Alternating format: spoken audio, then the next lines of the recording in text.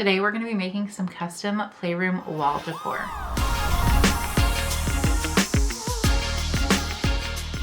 Hi friends, it's Tana. Welcome back to Creative Fabrica Crafts. Today we're going to be working on some beautiful custom playroom wall decor. We're going to be using a mixture of acrylic, wood, and a little bit of macrame for some texture and detail. We'll be walking through the full process from prepping and cutting the materials to assembling everything in a fun, personalized decor piece that's perfect for a playroom, a nursery, or any kid's space. And of course, we'll be using files from Creative Fabrica. So if you're ready to create something cute and custom, let's get started.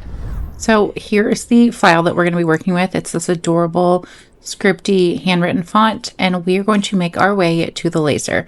This is the Nova 35 Plus from Thunder Laser, and it is a great option if you want to make fun wall decor or playroom signs and stuff like that. Now, the first thing that we are cutting here is the backer board, and this is the true flat wood from Houston Acrylic, and it is in the shade Linen. It is such a perfect option. Look, it just wipes completely clean. You don't have to sand anything, and it's such a beautiful color, especially for a neutral nursery or playroom theme.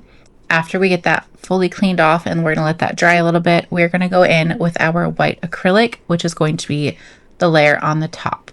Now, I'm adding some dual tight adhesive to the back of this because I don't want to have to worry about gluing anything, and dual tight sticks to both wood and acrylic because it's a double-sided adhesive. So we're just going to go ahead and get that cut out after we have our dual tight firmly on there. And then after our acrylic's done, all we have to do is start peeling off all of that masking and the dual tight adhesive.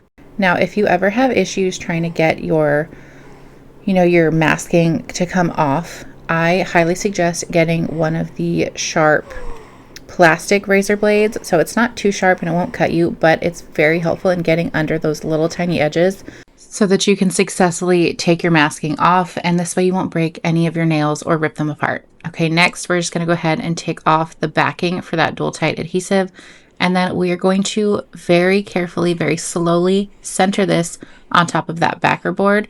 And then once we are happy with the placement, then you can go ahead and press down. This stuff is fairly permanent, so I would be very careful when you are sticking it down. Now that we have this section down here at the bottom, we're going to take some yarn. This is 100% cotton yarn. I do wish I went a little bit thicker, but this is what was available to me in my local store. So this is what we went with. We're just going to double that up to a height that we are content with when it comes to how long we want our macrame to fall. This is just going to be a very basic macrame. We don't want any crazy braiding or anything, just very simple. And here's how we're going to do that. You want to double it up, and at the very top where that initial loop is, you're going to place that on top of the backer board, and then you're going to reach your fingers through and grab the two strings, and then pull them out and just gently tighten and straighten that up to be kind of exactly where you want it to be. It's very simple and it goes very quick once you have everything cut and once you get the hang of it. So again, put your two fingers through, pull the strings through, tighten it up to where you're content, and there you go. This is such a simple, basic, beginner-friendly project that I think anyone can enjoy making, and I think it would look amazing in your playroom. And that is it for this project. I absolutely love how this wall decor turned out, and it's perfect for any playroom. The combination of the acrylic and the wood and the macrame adds so much dimension and personality. I hope this tutorial gave you some inspiration to mix materials and to try something new with your laser projects. And if you want to recreate this exact project, the link will be down in the description for you. Plus, you can also head to Creative Fabrica to check out all of the amazing files that they have for your crafting resources. Thank you so much for crafting with me today. If you have any comments, make sure to leave them down below.